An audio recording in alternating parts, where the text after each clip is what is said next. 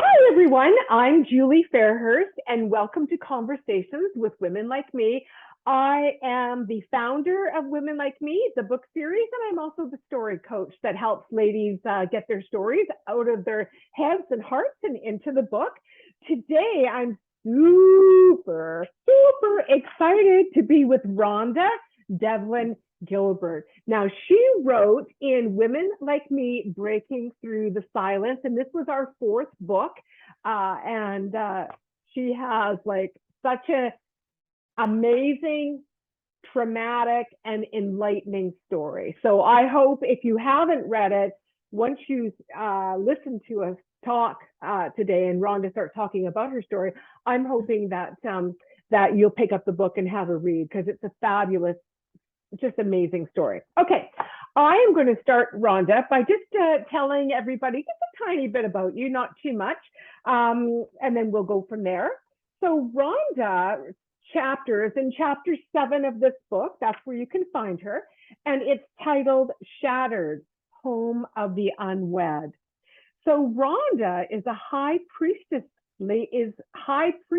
Lady Rose, and she has journeyed on a spiritual path for many decades. So there'll be links in the description when we're done, when you go to look, and so there'll be lots of links there to check up on Rhonda. You'll want to. She's a very interesting lady. So she says here that she is blessed to have a large toolbox to pull from. And she said, I just don't show you how to navigate the river of life. I show you how to pick it up and move on. And I just love that statement because that's what a lot of us need. And then you said that ultimately, as your spiritual, is it Sherpa? Yeah. I got that right, Sherpa. My job is to get to fall in love with your beautiful soul and show you how amazing and precious you really are. Oh, I just love that. Rhonda is from Ontario. She's from Kingston, Ontario. She's been married to her gorilla and love of her life for 33 years. And she's a proud mother of two and the proud grandmother of two. And she has such an amazing story to tell you. So let's just sort of dive in from there. Rhonda, do you want to just maybe tell us, why did you decide that you wanted to write your story? Well, it started at a retreat I was at. A woman had gone through a similar experience that I went through. And it was only when I shared my story that I felt like I was able to help her soul and help my soul to know that we weren't alone, that we can heal from this, but only if we come together, kind of thing. Yeah. And then I got a lot of people kind of coming into my life saying, you need to share your story, you need to tell people about it, not because it's like, oh, this is a fantastic story, but because there's so many people that so many women in particular that have been hurt through sexual assault and rape. And the consequences of what happens from that, because it's not just, oh, we get to walk away and heal. In my case, like you said, I actually got pregnant from my rape. And that was a consequence I had to bear because of someone else's wrongdoing. And you do talk about that quite a bit in the beginning of your story before you sort of jump in about how stories, and I believe this as well, and this is one of the reasons that Women Like Me came to be. I believe that we can help others by telling our story, and possibly they can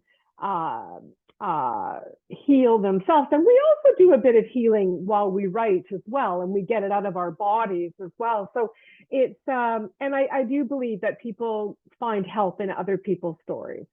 So I really appreciate that you have written yours. I want to just read a tiny little bit in the very beginning. Actually, it's the very first chapter of your story, and it says, "This story of my journey has been hidden for a very long time. It was a chapter in my book of life that had been torn out, then buried and hidden, but never lost. As hard as I wanted to lose this story, it followed me around like a shadow, adding a deep, tainted despondency to everything I touched. As much as I wanted it to be gone, it was here. So do you want to, just maybe start off by telling us I mean, you just told us a little bit about your story, but you want to just tell us a little bit more because you were quite young when that happened. I think, were you 16? I was 16 walking home from a party, um, Yeah. and as 16-year-olds do. Yes, of course. and, had no idea what that night was going to entail. And yeah, like you said, it was a story like in those days, especially, it sounds like I'm talking like an old woman, but No. in, No. in those days, it was kind of shameful, Yes. right? It was a shameful thing. It was something you didn't talk about, like just sweep it under the carpet and we'll make it all go away. And I came from a very religious family. My family is very Catholic. So, and like I also say in the story there, that I kind of became the poster child for why you don't get an abortion even after a rape, because my parents were both spiritual warriors against abortion. Yeah. And a lot of people do ask me, like, would you have gotten abortion had you had the choice? And I often respond with, or I always respond with, it doesn't matter, because I went through what I went through, and I was Mm-hmm. meant to go through that. Me in Mm-hmm. particular was meant to Yes. go through that. Yeah. Um, and, Yeah. you know, it is what it is, and it made me who I am today. It Yeah. made me able to help other women who have either been raped or sexually assaulted or lost children as well, Yes. Yeah. right? Yeah. So because you were so young, of course, as well, and so it was a stranger, correct? It was. Yeah. Did he ever get caught? No, he did for other Things? things. Yeah. Okay. Okay, but not that. Okay. So yeah, so I mean, you go in quite a bit into the story, which we don't really need to touch on right now. If somebody wants to read it, they can, just about that whole how it happened. And I mean, it was bad. It was quite brutal. And then you talk about when you're going home and not being able to sleep. And I think the thing that I'd like to touch on is because I think that it might be helpful for if a young girl has experienced this and she's going through trauma, or even someone's parents, because Mm-hmm. your parents didn't pick up on the signs and you became this perfect. The one part I read here is my focus at first had great results. I became my parents and my teacher's dream child. Yeah. Yeah. So what was happening to you mentally at that stage? Well, I think because of the rape, it was the ultimate loss of control, and especially at such a young age. Mm-hmm. Um, because basically I was a child and I Yes, didn't of course. emotionally know how to handle this, right? And I wanted to get things back in order, like bring them to where they were before. And in my immature state, I didn't understand, sweetheart, your world has changed forever now, right? Yeah. But Yeah. I thought by, controlling the mess in my room and keeping it super clean and controlling my body and exercising it and denying it food and losing weight was a way of getting that control back. And so Um, so was that different from how you, like, were you sort of the regular teenager who, had dishes oh under the yeah. bed and Yeah, clean your yeah, room, all the mess goes in the closet. right. So Mom checks and then the yeah. mess comes back out. So there was a drastic, definite change that happened there. Oh yeah, yeah. And Yeah. like I said, I became that dream child for teachers and my parents, because they didn't have to nag me to clean the room. The teachers didn't have to nag me about grades or whatever. Like, you always hear if she applied herself, she'd get better grades. And Yeah. because I cut everyone out of my life, like I cut friends out, and I had a boyfriend at the time, I absolutely cut him out. And I just, wouldn't associate with anyone. So not, all I had left to do was either clean my room or do homework. And so I did some homework, and I actually, my grades went way up. Yeah. And did your parents question you about any of this, or they were just like, oh wow, Rhonda's all grown up now, look at her? Like, Well, yeah, I don't think they had a lot of time to react, because I started showing symptoms of something being wrong within 3 months. So at first it was like, oh, this is great. We knew she had it in her all along, kind of thing. yeah, But yeah. then it's like, no, something's gone horribly wrong here, right? Mm-hmm. Yeah, because you talk about that you got quite ill. You were vomiting. And was that because of just the lack of food? Was that what it was? I mean, or the pregnancy and the lack of food? Like, what was Yeah, happening? like I had morning sickness really bad, but I Oh, treated it like, oh, this is part of the diet plan, right? And in those oh, days, there were tons and tons of books about bulimia and anorexia, and there was movies and stuff. So yeah, I was kind of, flitting with that as well. Like, hey, if I'm throwing up anyways, like I'm losing weight, yeah, and like I said in my book, I got very gaunt. yeah. And So did you think that you were pregnant? no, No. I couldn't even accept the fact that I had had sex, Mm, technically. I right, had just, right, like, I'm just gonna put that over in the corner and ignore it and hope that it goes away, right? right. And if Yeah, I hadn't got pregnant, and if my mother hadn't been in the room when the doctor told me, I probably would have just kept hoping it away. right, And that right. obviously doesn't work. Well, no. I mean, it can work for a little time, but eventually, Yeah. eventually it comes to haunt us, and usually not in a good way. Aw. So when you were, yeah, so let's talk just a tiny bit about that, because you say in here that the doctor walked in the hospital room, and you could tell he was looking at you with judgment and in his eyes, and you knew he knows. Panic, Mhm. he knew my secret, but how? And then he asked your mom to leave. Do you want to talk a little bit about that? Yeah, for sure. So I passed out earlier that morning in the hallway, and mom and dad rushed me to the ER, and they did all kinds of tests. Like, they thought it was bulimia at first. They, were offering me Big Macs and fries, and I was saying no, but not because of bulimia or anything like that. And Yeah, they actually did full body x-rays. They asked if I had had sex, and I said no, right, because again, I was still in that full denial kind of mode, right. because that then it would have become real for me. Yeah, And I hadn't told a soul about, the attack or anything like that. And then they had done all kinds, like I said, the x-ray, and I think they did a form of ultrasound, but I'm not sure. And then, like I said, I knew what had happened. I just sort of been hoping it would not come to the surface. right. But that was my biggest fear. And like the asking of, have you had sex before, was really like, oh my God, like I'm about to lie outright. And I knew I was lying, but I was just so afraid of, accepting that I've been raped, that fear outweighed the you know energy of the lying, like Yeah. the guilt of lying, right? Well, it's almost like you dissociate from it. Hmm. Yeah, Like, that's absolutely what I was trying to do. yeah. Oh.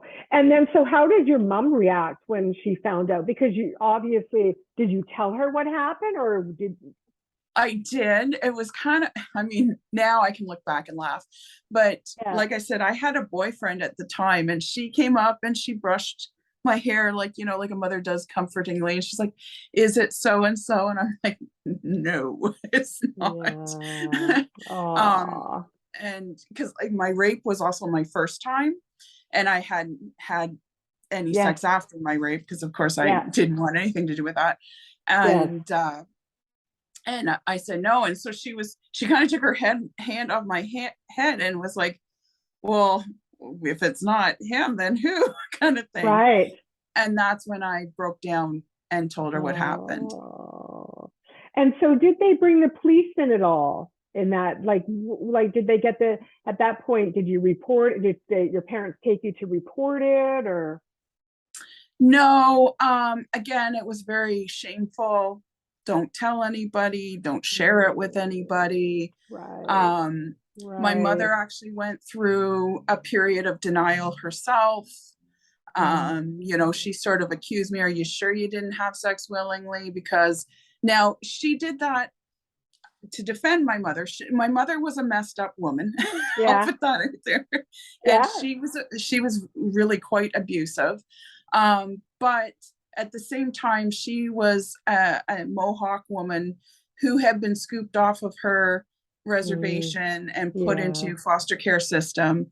And she herself was raped repeatedly. And the thing is, she was with her sister through this whole thing. And she would often call the men to her because she was the older sister, hoping to tire them out so they wouldn't touch her Oh. sister. So Oh. I know now that my mom denied it because she always thought her daughters would never experience anything like this. We Mm-hmm. were, not in those worlds and that sort of thing.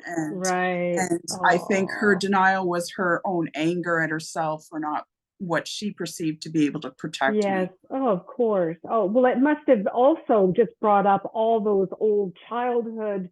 I mean, how horrible for your mom. Yeah. Yeah. Terrible. Terrible. Wow. So you went to uh where did you go? An unwed mother. You went? Yeah. A school and Yeah. home for unwed mothers. Yeah. So, and that was in Toronto and it was run by nuns. You say here, uh, run by very sweet and well-meaning nuns. So was this a Catholic place or just, it I was just believe it was that's yeah, the kind of place my parents would have picked anyways, right. thinking they're sending me to a convent, and it was quite Yes, the opposite, in fact. yes, yes, yeah, yeah. You say a little bit about it in your story.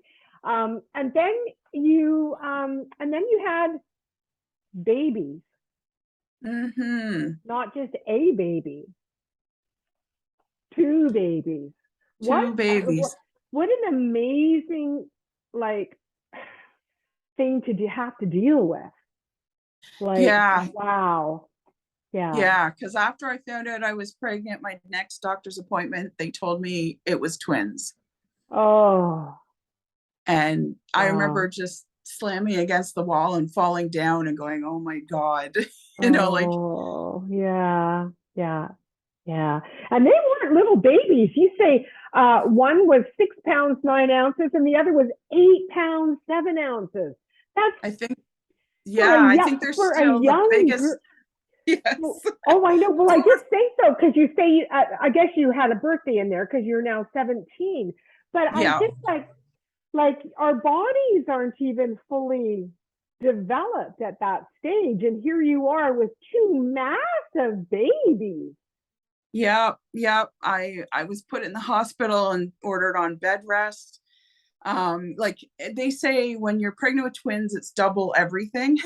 Right, right. It would make sense. And yeah, and so I finally went into labor, but the doctor that put me in there thought, oh, a week, 10 days tops.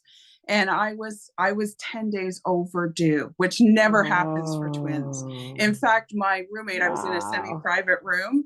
Yeah. She had her baby on my due date, and that crushed me. It was Oh, just like, what? oh, no kidding. Wow. So what Yeah. happened? So then after, and they were girls? They were both girls, Both girls. and I believe they are still both the biggest twins on record for that hospital. Wow. Wow. That's just a lot for again, a little 17-year-old girl to Yeah. have to deal with. That's a lot. And Yeah. so what happened then? So were they taken right away? Did you give them up right away or? I knew I was going to give them up, and Yeah. but I got to see them in the hospital, Oh, and it was bittersweet, right? yes, yes, And I stayed in those days. They let you stay in for a long time after. I ended up yes. having a C-section with them. Ah, ah. So excuse me. So they weren't actually discharged until I was discharged. And in Okay. those days, you didn't take the babies from the hospital unless there was abuse involved, obviously, but there Right. was no abuse involved. So as a woman who wanted to put her children for adoption, I had to roll out of the hospital and do the turnover, or whatever you call it, in the parking lot, because I couldn't do it on inside the hospital. So I had to roll out to the parking lot with both twins in my arms, and then I handed them over. I released them. Wow, that must have been really hard. It was a very hard moment. Yeah. Hardest one of Oh, my life. oh, wow. And oh, I don't even know what to say after that. Yeah. Oh. So, so then, so, okay. So tell us where you went from there then. Well, I do talk about it in the story. I believe I went into a very, very dark place. Like I was Yeah. dancing with suicide, definitely. Yeah. And I say in the story that I started marking a red X on my calendar Yes. and making this deal with myself that, okay, for the next 24 hours, you're not going to commit suicide. But after that, then you can.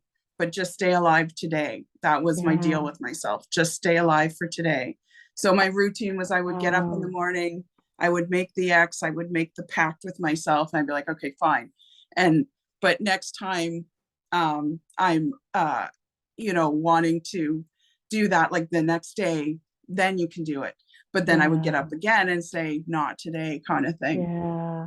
Did your parents pick up on any of that? Did they know that were you back home then? I was back home then, Yeah. and it was a weird time for all of us because it's Yeah. sort of like, when someone gets sick in the family, not that I was sick, but No. it's such an impactful thing. It affects everybody. Yes. And Yes. and my mom went down a really weird rabbit hole because of it. And so I Hmm. had a lot of guilt around that, like that I kind of made her be the person she is, as well as Yeah. she was being abusive about it. It Mm. was her sort of way of self-protecting. Of course. Um, Yeah. Yeah. so, I mean, as a teenager, I didn't understand it and I hated her for it. And we really knocked heads for a long, long Yeah. time. But Yeah. as an adult, I started to kind of, okay, I see where she was coming from. I understand Yes. now. And right before she died, we were mending the fences very Aw. productively. Oh, good. So, Yeah. yeah. Well, when you just mentioned that little bit about your mom and her protecting her little sister, and it never excuses the abuse or the way we've been treated, but there's almost always a reason, Yeah. right? And Yeah. I and I was mean, able to understand that finally. It yeah. wasn't always about me as much as No. it felt like it was about me, Yeah. and Yeah. and that opened the door for forgiveness. So Yes. Yeah. Aw. Well, that's a good thing. yeah. I want to read just a little bit in here on a positive. And then you go on about why you were sharing your story, and you Hmm. say, "I am constantly telling my clients, no matter where you are, no matter where you've been, you are not doomed to a terrible life, and you can get unstuck." I love that. Yeah. And so Yeah. you help a lot of people. You're helping a lot of women. I try to, yes. Yes. Yeah. Yeah. And so what would you say to, someone that is in that, I don't, not necessarily your exact situation, but maybe your mom's mindset or someone who's had trauma, and what can they do? What would you advise them? Well, it's a process, right? And we have to Right. move into it and through it. Yes. And one thing I always say is you're never going to get over it, first of all. So don't try, right? Right. Yes. sit with it, be okay with it, as far as it's part of who you are now. And you are beautiful right now. Mhm. Yes. And you are loved and you are more precious than you know, because you are contributing to this world, to this planet. You are Yeah. helping other fellow human beings become the best they can become.